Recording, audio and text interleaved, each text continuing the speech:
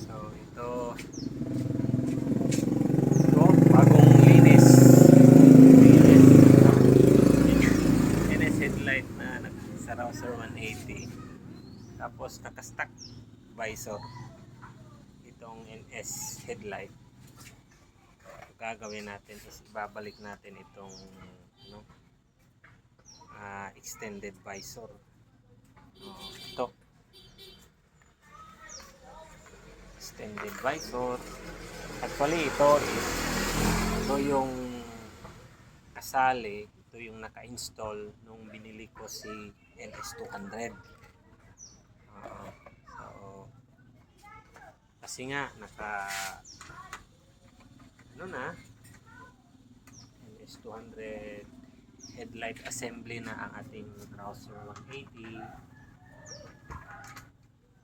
May tayo, may mode na kung gusto nating palitan itong extended visor, yung stock, pwede nating gawin as easy as this. Kadali lang kasi nga may goma to, tapos ang bolt niya is dito lang magkabilaan. Ayan. So ito, install na natin. Nilinisan lang kasi nga tambak lang to guys. Kasama to sa yung for sale natin na isang headlight assembly. Ayan siya.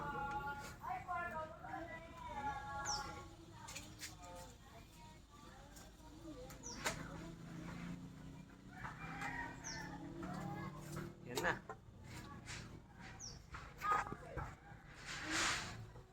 Yan na siya.